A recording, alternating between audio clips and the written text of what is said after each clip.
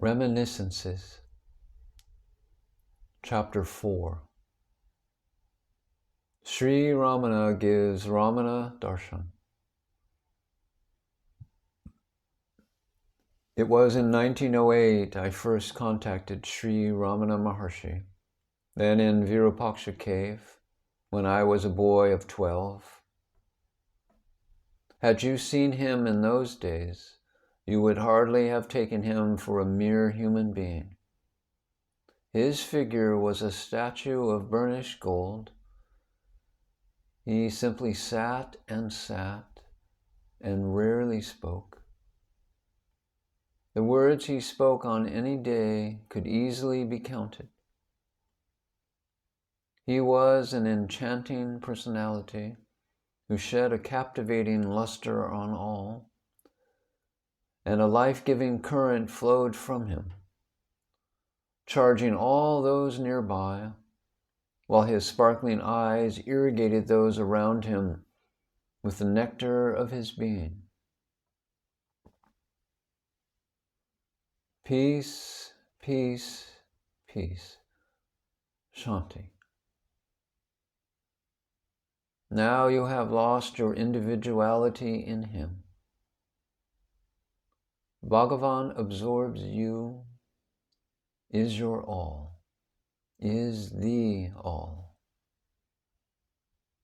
I remember how well the first song I sang before him at that time. It was the gift of the great saint Sri Sundaramurti Swami Gal. From then on, Bhagavan had me linked inseparably to himself.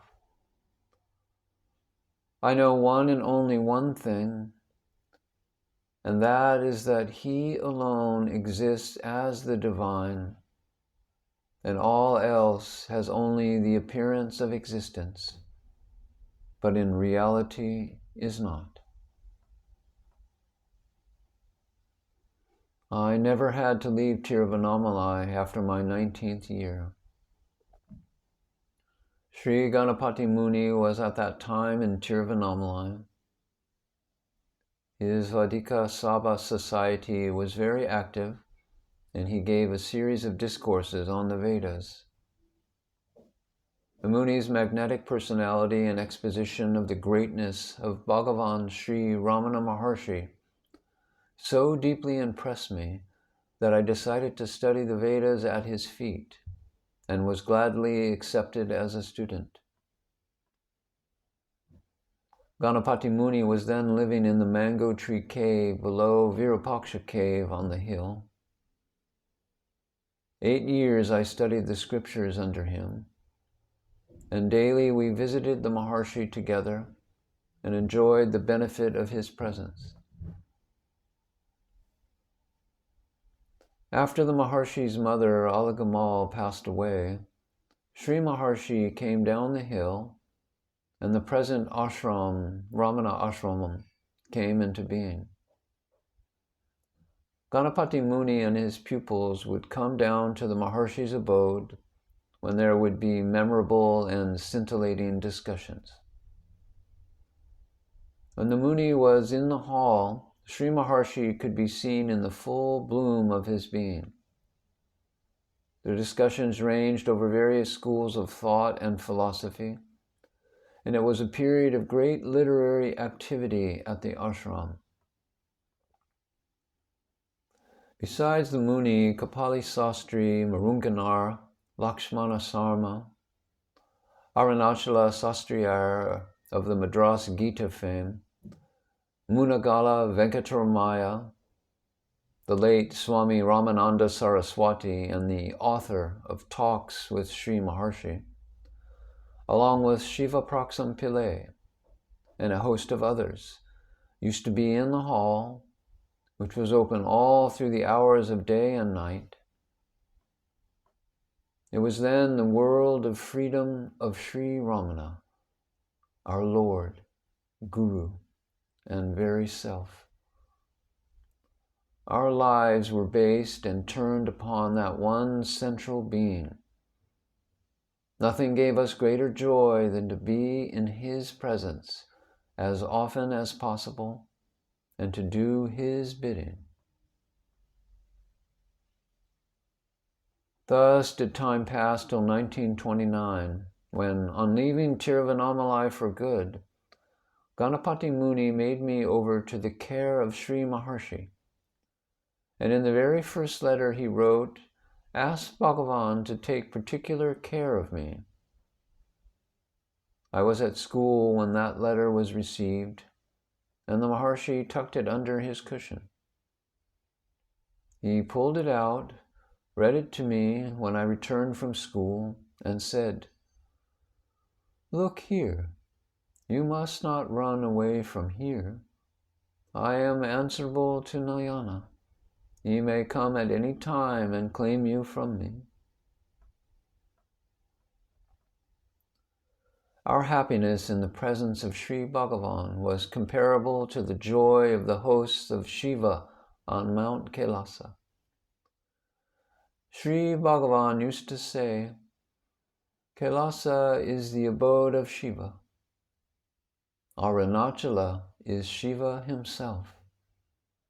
For even in Kailasa, things are as they are with us here. Devotees go to Shiva, worship him, serve him, and hear from him the interpretation of the Vedas and Vedanta day in and day out." So said the Maharshi. So it was Kailasa at the foot of Arunachala hill, and Arunachala Param Atman in human form was Bhagavan Sri Ramana Maharshi. In May 1933, my 36th birthday, after the usual bath and prayers, I sat in Sri Bhagavan's presence in a pensive mood. I addressed a prayer in the Tamil Virutam style to Sri Bhagavan, complaining, "O Bhagavan, I have completed 3.5 decades and yet have not had the experience of the real you. Pray let me have this day the touch of your grace." Handing over this slip of paper, I prostrated before him. Bhagavan bade me to sit down and gaze steadily at me. I was still in a pensive and meditative mood, but all of a sudden I lost body consciousness and was absorbed in Sri Maharshi. I was turned inward, and the voice of Bhagavan bade me see whatever I desired. I felt that if I could have the darshan of Sri Rama, my life would have been fruitful, as I was very much devoted to Sri Rama. I had then immediately a darshan of Sri Rama, with Sita and Lakshmana, Bharata and Hanuman. The ecstasy of the vision defied description. I simply sat on, with Maharshi perhaps gazing on me without my being aware of his gaze. 2 hours may thus have passed in pin-drop silence, lost in the vision, until it vanished. I prostrated at the feet of Sri Maharshi, with tears of ecstasy in my eyes and my hair standing on end. To Bhagavan's inquiry, I replied that I, of course, had seen dear Rama. Bhagavan asked me to fetch the book Dakshinamurti Ashtahara, which I had not read, and opening a page therein, Bhagavan gave it to me to read. The 5th name from the last, read, Om Shri Yoga Pataburamaya Namaha. Bhagavan then said, Sri Rama is Dakshinamurti, and Dakshinamurti is Sri Rama. Do you know where Ayodhya is? The Vedas say it is in the sun and describe it as the God's city is Ayodhya with 8 corners and 9 gates. Arunachala is also the 8-cornered city. And Lord Arunachala is Sri Rama as well as Dakshinamurti. One has no need to go to the sun to see Ayodhya or Sri Rama, but one may see them here and now. Thus did Sri Ramana once appear to me as Sri Rama, proving once again the age-old adage that Mahatmas can give darshan as any beloved form.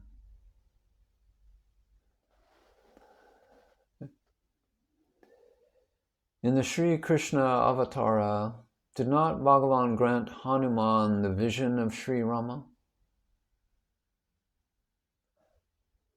Later I realized that the vision was given to me as painted in a picture of Sri Rama that I had seen, though not for a moment can I equate myself